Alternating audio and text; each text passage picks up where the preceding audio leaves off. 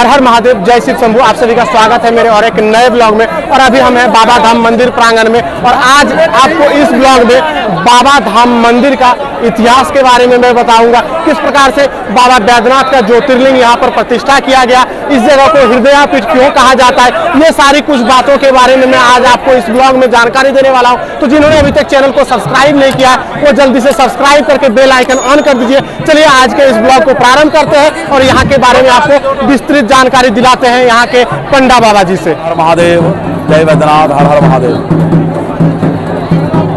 देवाधिदेव महादेव भूत भवन भोलेनाथ के द्वादश ज्योतिर्लिंगों में से एक वैद्यनाथ ज्योतिर्लिंग, माता आदि सती के 51 शक्तिपीठों में से एक हृदयापीठ शक्तिपीठ, हार्दपीठ शक्तिपीठ और श्री हरि नारायण के परम पावन धाम हरिहर मिलन स्थली से मैं जय वैद्यनाथ तीर्थ पुरोहित आप सभी का हार्दिक स्वागत अभिनंदन करता हूँ, आशीर्वाद प्रदान करता हूँ। बाबा बैद्यनाथ माँ जगदम्बा आप सभी की मनोकामना पूरी करें, आप सभी को सपरिवार स्वस्थ रखें, आनंदित रखें।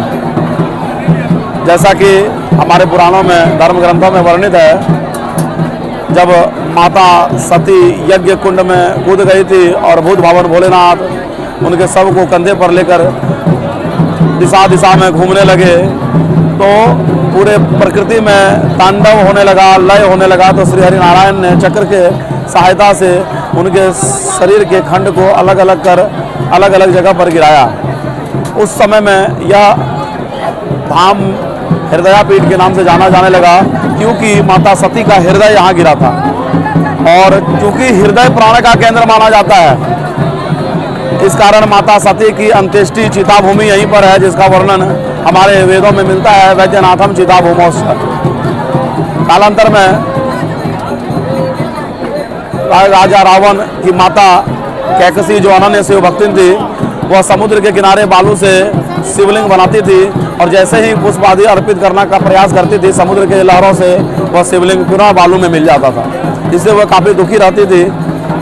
तो राजा रावण जो विश्वश्रवा ऋषि के पुत्र और पुलस्त ऋषि के पौत्र थे, अनन्य मातृभक्त भी थे और मातृभक्ति से प्रेरित होकर माता की सेवा करने के लिए वे शिव को लाने के लिए तपस्या करने चल दिए।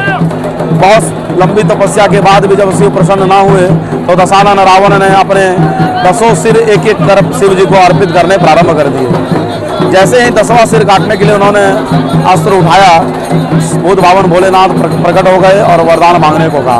और वरदान में जैसा कि उनकी एक ही इच्छा थी कि शिव जी को लंका लेकर चलना, उन्होंने यही वरदान मांगा और बाबा बैद्यनाथ ने आशीर्वाद एक शर्त के साथ देते हुए कि अगर रास्ते में कहीं रख दोगे तो मैं वहीं स्थापित हो जाऊंगा, कहते हुए बैद्यनाथ ज्योतिर्लिंग के रूप में प्रकट हो गए। जैसे ही राजा रावण उनको उठाने के लिए आगे बढ़े, वैसे ही माता आदि शक्ति माता पार्वती ने रोकते हुए कहा कि हे विश्वश्रवा ऋषि के पुत्र, हे महर्षि सप्त ऋषि में पुलस्त्य के पौत्र, क्या आपको इतना ज्ञात नहीं है कि बिना आचमन के भगवान का स्पर्श नहीं करते हैं? और आचमन के रूप में गंगा जमुना और सरस्वती की बड़ी जलधारा का सेवन राजा रावण को करा दिया।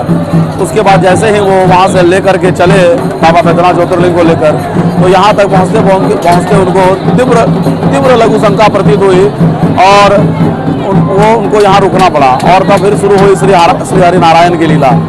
ग्वाल रूप में श्री हरि नारायण यहाँ उपस्थित हुए और एक शर्त पर कि मैं 3 बार आपको पुकारूंगा, अगर आप नहीं आए तो मैं पुनः यहाँ रख के चला जाऊंगा।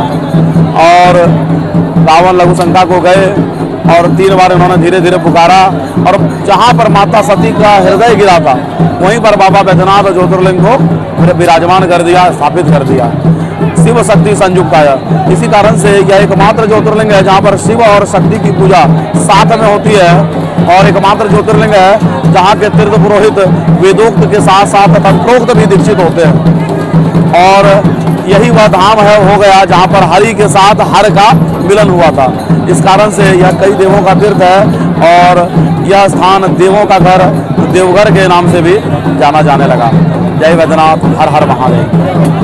तो आपने सुना इस जगह को हृदयापीठ क्यों कहा जाता है, साथ ही किस प्रकार से बाबा बैद्यनाथ ज्योतिर्लिंग का प्रतिष्ठा यहाँ पर हुआ, ये सारी जानकारी मैंने आपको दिया। पंडित जी ने सारा कुछ आपको बताया और आपको ये जानकारी कैसा लगा आप कमेंट करके जरूर बताइएगा।